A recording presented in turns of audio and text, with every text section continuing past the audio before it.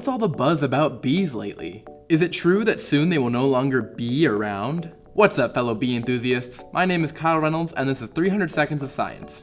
If I may take a break from the bee puns for a moment, it is important to learn about bees, honeybees to be more specific, and what makes them so crucial to a healthy ecosystem. Now, I'm sure you've heard on the news recently that bees have been added to the endangered species list and are at risk of extinction. However, this is not entirely true. While several species of bees in America have recently been added to the endangered list, honeybees are not among them. What is true about honeybees and most of the other 20,000 species of bees is that their numbers are declining. Bees are probably most famous for their production of honey. Honey is made from the nectar of flowers, and it is what they use to make food for themselves as well. Nectar is taken from flowers and mixed with an enzyme that the bee produces in its mouth called invertase. Then, it is brought back to the hive, where they store it in a honeycomb and evaporate the water to give honey its signature thickness. The bees that go out and gather nectar are called worker bees, and they are all female. Worker bees are tasked with keeping everyone inside the hive cleaned and fed, especially the queen bee. The queen is the single bee in a hive that can produce babies, so keeping her happy is top priority for the whole hive. When bees eat honey, the sugar from it is converted into tiny wax flakes from inside the bee's body. The bees take these flakes and chew them together until they are moldable. This is how beeswax is made. Bees use beeswax to construct more honeycombs inside their hive for more honey production.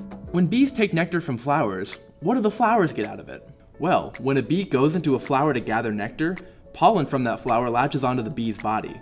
When the bee leaves for the next flower, the pollen slowly falls off its body and onto other plants. This process is called pollination. Pollination is one of the most important things for plants' growth and survival. It is also essential for agriculture. The common honeybee that we all know and love is one of the best pollinators out there. When there are no honeybees in the area, the plants do not get pollinated and will start to wither and die. So, why are bee numbers falling? Well, we are still trying to figure that out. There are several factors and causes that can kill bees in large numbers. One of the biggest issues bees face is harmful pesticides that are sprayed on flowers that bees frequently pollinate.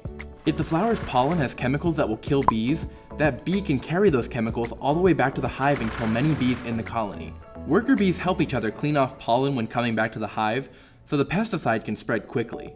Since worker bees are most easily affected by this, it can cause the other bees to die as well from starvation. Another issue is colony collapse disorder, or CCD. CCD happens when most of the worker bees in the hive leave with no one left to gather food once it runs out.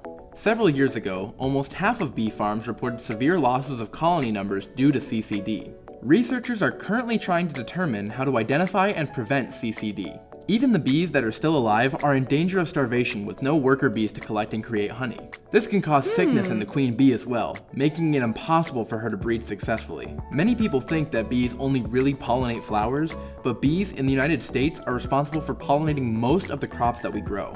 Cherries, potatoes, watermelon, oranges, lemons, and even coconuts are all pollinated by bees. This means that all these foods almost certainly would be unable to grow in a world without bees. Of course, a lack of these crops would upset the whole food chain. Any animals or livestock that are dependent on these crops for food would also die out shortly after. When there are no crops or livestock, the lives of people are in danger as well. As you can see, these little guys play a much more prominent role in food production than their appearance would suggest.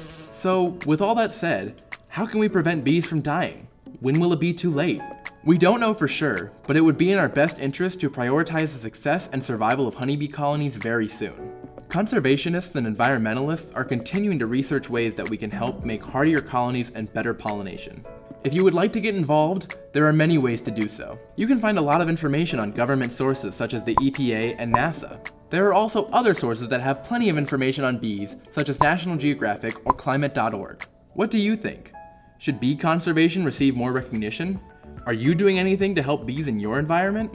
Let us know by leaving us a comment or sending us a tweet. Make sure to keep up to date with the wide world of science by subscribing to our YouTube channel, liking us on Facebook, following us on Twitter, and showing us some love on Instagram.